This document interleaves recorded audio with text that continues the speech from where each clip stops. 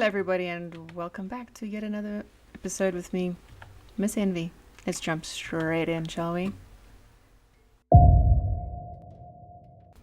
A lot of these plants we eat, like carrot, people think are food. They're not food. The orange carrot was created at the turn of the 18th century, and we act like they've been around since the turn of time. This is a wild carrot, also known as Queen Anne's lace. They're far from the sweet and tender carrots we're used to. Through selective breeding practices that began in the 18th century, agronomists transformed these wild roots into the big orange carrots we see today. What most people don't know is that Queen Anne's lace, the root itself, was used as the morning after pill. It is so toxic, it will abort a fetus. And yes, it's not as toxic now that we've bred the poison out of them, but this is the root, and we're feeding them to our kids, and it's gotta stop. I don't wanna see babies eating herbs that are able to abort a fetus. That is what Queen Anne's lace looks like, and this is what we've created today. This is the clown food. Do you guys see it? Do you see how it looks like it should be in a circus? Now you have the excuse not to eat your carrots. This might just be the cheapest, most versatile medicine in the world, and they want you to think it's just for baking.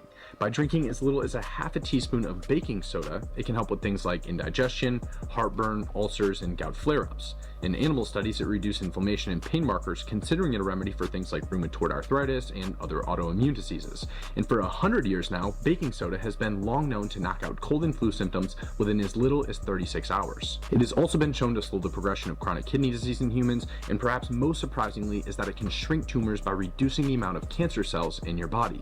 And if you work out and aren't using this stuff, you're really missing out, because it can allow you to exercise at peak performance for longer by neutralizing lactic acid buildup and delaying fatigue. In fact, for that same reason, it's actually been banned in horse racing. All of the benefits of baking soda tie back to your body's pH. When you have excess acidity in your blood, it creates stress and inflammation that harm your cells, and baking soda quickly stabilizes it. That's why they use it as emergency medicine in every operating room, emergency room, and ICU. Yet your doctor has likely never mentioned it. I take that stuff every day, because it's that amazing. My daughter and I used to be at the doctor every month. It got costly, expensive. She would take off school, I would take off work. It was a disaster. 6 years ago, we started taking this daily. We have not seen a doctor since. Enough said. Technological implants like brain nanobots might cause losing control of one's own mind and enabling carriers to be controlled by others and lose their autonomy. They can also be used to permanently spy on the user via a cerebral internet connection. A person's memories could also be deleted, robbing them of their identity. And we showed you some of these technologies. Right? It sounds like bad science fiction, and yet Elon Musk is already producing and installing in human brains his Neuralink that is able to read and even write on the brain. We showed you the clips of him talking about this, right? So these things, even though they sound like crazy science fiction, they are closer than we would like to think. He goes on to say in this study, again, Transhumanism, the big fraud towards digital slavery, Professor Salinas Flores says, thus, the humans who carry the technological implants can be permanently spied on, mentally controlled, and they lose their identity, becoming a human slave at the service of the transnational companies and the economic powers. He says an objective analysis reveals that transhumanism is only an intellectual swindle that leads to digital fascism, a society where a millionaire elite will govern citizens with technological implants who will be digital slaves at the service of an oligarchy. And that's all very concerning, right? I don't want to downplay the significance of that. And if you go back to what we talked about with Klaus Schwab, when he first unveiled this whole concept of the fourth industrial revolution, again, a critical part of the Great Reset, he actually said there were really two alternatives facing humanity. On the one, we're going to be robotized, we're going to lose our heart and soul, and then on the other, we're going to use it to expand the best elements of human nature. So they're giving us essentially two possible futures, but I would like to submit to you that they have a much broader agenda. And it's not to say that everybody working on these technologies, or even everybody promoting these technologies, sees this in the same way or understands this in the same way, but this is the direction they're moving. I'd like to think that any advancement in technology, especially that which helps humanity, is great. However, knowing the past and how politicians and people in power have manipulated technology in their favor, I'm very skeptical about having someone implant something into my brain and then take control. It's dodgy AF. Elon Musk, in some ways, has the body language of a character from Sims.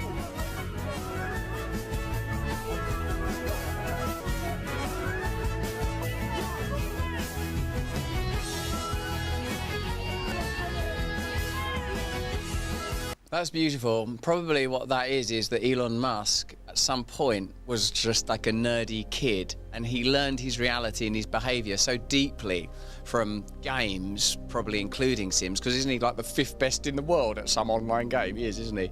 He's so embedded in that reality, the same way as that I am with television. Like my whole life, I've been like looking at TV and sitcom characters. Elon Musk is so embedded that he's actually mimicking the language. Elon Musk was raised by Sims. He is a Neuralink. He's sort of already enmeshed with that kind of, I was going to say artificial intelligence, but whatever that intelligence is. I really hope Elon's on our side, especially because he too is a South African. I really do hope he's looking out for humanity and that he's thinking things through. I got an email from a woman named Lee who told me that an alien was trying to break into her back door, and she actually sent me a video, so I'm going to play that in a second. Oh, there's my mom. I'm at my mom's house. Hey, say hey, Mom. Couple things before I play the video. This happened at 4:15 in the morning. She said she was in bed, her and her daughter were asleep, when she heard a loud bang coming from her basement where her back door is. She thought something exploded. She didn't think it was anybody at the door. So she came around, you see her on the video, peek around the corner. So that first person you see is her. She said when she peeked around the corner, she saw someone banging on the door, like the door was moving and the handle was turning like someone was trying to get in. So that's when she went back upstairs, got something to protect herself with, locked her daughter and her dogs in a room, and came back downstairs. The defense object is blurred out in this video. So I'm gonna play the video, turn up your volume because you need to hear the noises, because she said that she didn't hear these noises coming until she played the camera's footage in her basement afterward. And then I'll tell you what she said happened after.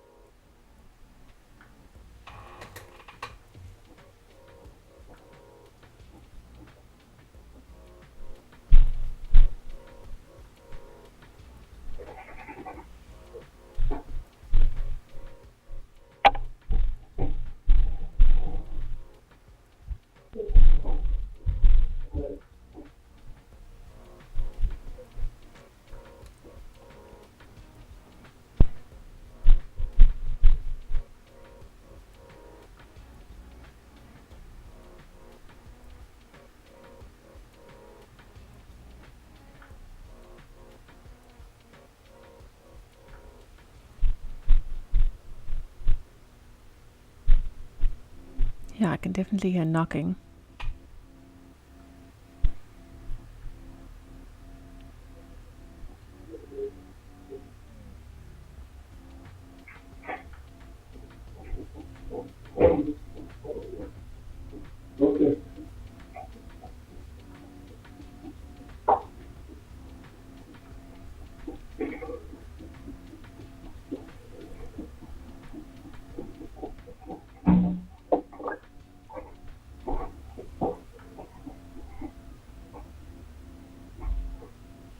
So after she turned the light off, she was around the corner waiting because she thought it was fully a person trying to break in. She turned the porch light on outside. She waited for about 10 minutes, but the banging stopped. After about 15 minutes, she goes outside to check the area, but she said it was very strange because her gate was locked. She has an old wooden fence. She said that for sure would have collapsed had someone tried to jump over it. There were no tracks in the grass, no tracks in the dirt. There was no damage to the door. She says she has absolutely no idea what this was, but she has a feeling it was an alien because the strangest thing was that for 2 days leading up to that event, she had a strange feeling, like her intuition was off. And when she went outside to check the area, she had a feeling like she was being watched, but there was nobody in her yard. She said the feeling was coming from the roof. Lee said I could use her real name, so she'll be seeing the comments, so let her know if you have any thoughts as to what this might have been, and keep sending me your spooky, scary stories. I'll keep adding them to this playlist. Also, my mom wanted to say bye. That one scared the crap out of me. Yeah. I left that up to the end so you could see the mum. She's funny. If this was an alien, like someone said in the comments of this video, they would not have waited for someone to open the door. I believe their technology is advanced enough to be able to unlock a pretty standard basic door lock, right? I, however, would like to think that aliens have manners and they don't just enter, that you have to at least invite them in.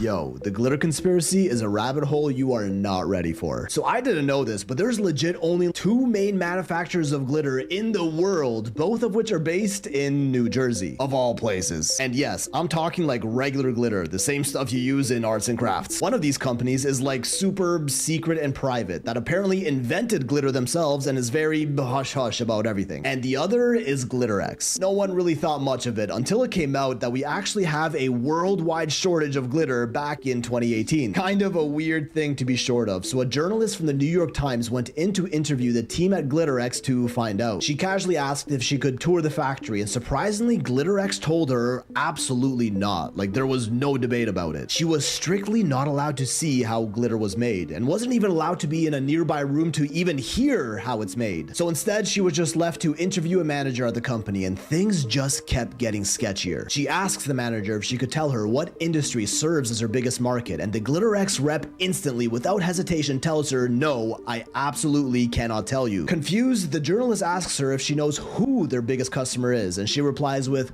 "Oh God, yes, and you would never guess it. Let's just leave it at that." Asking why she can't talk about it, she responds by saying because they don't want anyone to know that it is glitter, and that if you looked at it, you wouldn't even know that it's glitter. The journalist then asks if you'd even be able to see the glitter at all in the finished product, to which the manager replies, "Oh, you'd be able to see something, but it's, yeah, I can't." And this interview single-handedly sparked the great glitter rabbit hole of the internet. Apparently, these clients that purchase glitter are all under a very strict confidentiality clause with GlitterX. They really do not want people to know that their products are made from the sparkly stuff. The industry these products are part of is clearly massive, yet no one knows what it is. So what even is glitter? By definition, it is aluminum metallized polyethylene terephthalate, essentially plastic that has been aluminized and shredded into tiny specks that sparkle. And it's used in a lot of things, from credit cards, passports, currency, football helmets, cosmetics, jet skis, granite countertops, even toothpaste, allegedly. But none of these are quite big enough to be this top industry buyer of glitter. One of the leading theories is that this biggest glitter industry is for boat paint, which many manufacturers do admit they use it in their boats. And they don't want people to know about it because of how much microplastics in the glitter these boats are really dumping into the ocean, which is a hot topic these days and is why they'd want to keep it such a secret. Others claim that it's being dumped into beaches to make the sand sparkle, or that it's just Crest toothpaste and we're rubbing the microplastics directly into our gums, as well as for use in military applications, which would obviously be highly classified, and this is where the theory takes an unexpected turn. Remember that super secret company that basically founded glitter, the other New Jersey company that isn't GlitterX? Turns out they're actually not as big of a secret as they'd like to be, called Meadowbrook Inventions, which was founded by Henry F. Rushman, a German-American machinist who invented modern glitter in the 1930s, and also happened to be part of the Manhattan Project, the highly classified operation that created the atom bomb. So the guy who invented glitter also helped create the world's first nuclear weapon. Who would have known? Meadowbrook's machines that make glitter are also commonly used for government contracts for products like rocket fuel, airplane brake shoes, and anti-radar chaff, which are chopped up fibers they shoot out of military planes that can block radar, redirect heat-seeking missiles, and can even be used to simulate poor weather conditions on radar. Good thing the government would never do that. Henry W. Rushman, the son of the original creator, was interviewed and even admitted to what they were really using glitter for all these years, specifically mentioning money, passports, toothpaste, and all those military applications like that anti-radar chaff, and even mentioned it was used in special batteries they produced for a military contractor called Picatinny Arsenal. Batteries that he claimed produce more electricity than any other battery we've ever known, and was pretty quiet about it after that. If there's anything we've learned about the government, it's that they love spending money, and their budget is essentially endless, especially if it's for the military. And given all these military uses of glitter, as well as its founder's roots in the Manhattan Projects and connection to atomic bombs, this one might be our answer. What other industry could be so secret that the New York Times article described it as CIA levels of obfuscation? How about the CIA itself? Perhaps once again the government is behind it all, using the same sparkly powder found in children's art projects for military applications, fighter jets, rocket fuel, money, and passports. Possibly even some new high-tech super battery they don't want the rest of us to know about. What a plot twist that would be if glitter, of all things, ends up being the government's top secret weapon to control the masses.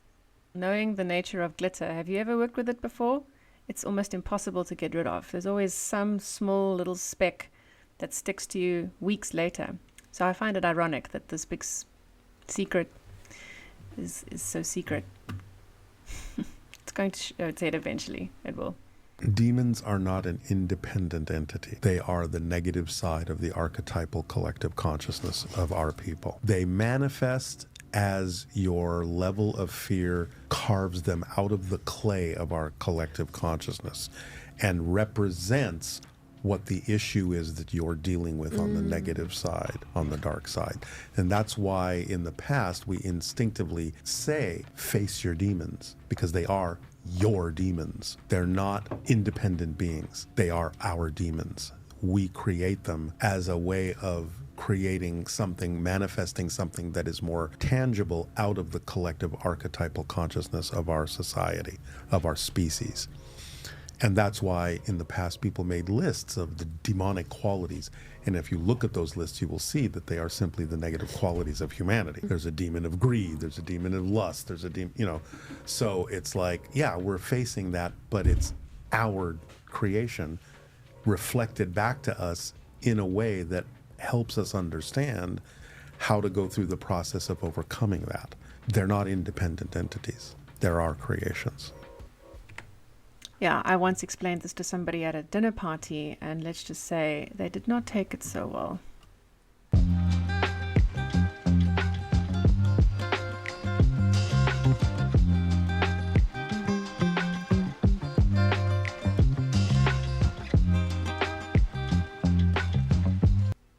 For those of you that don't know what this is, go look up the Mandela Effect.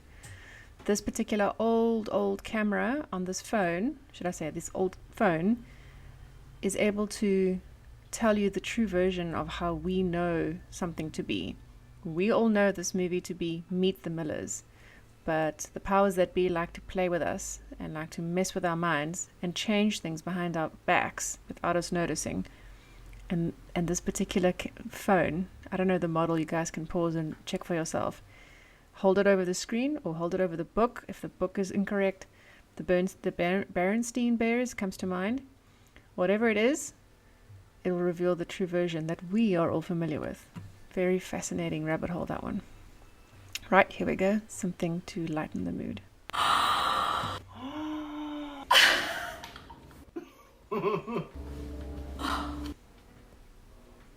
Don't judge me. It's for Instagram.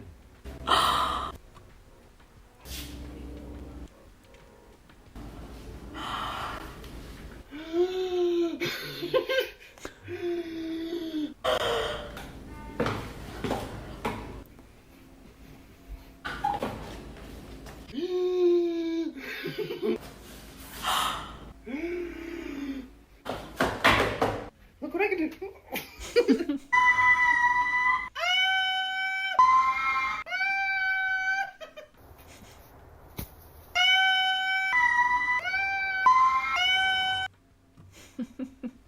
I thought that was absolutely ridiculous and I had to share that with you. All right, everybody, thank you so much for joining me for yet another episode. If you've made it to the end, I thank you from the bottom of my heart, and I really hope to see you again. Please click that like, share, and subscribe button so that the channel can grow. That's it for today. Thank you so much. Take care. Love you lots. Bye.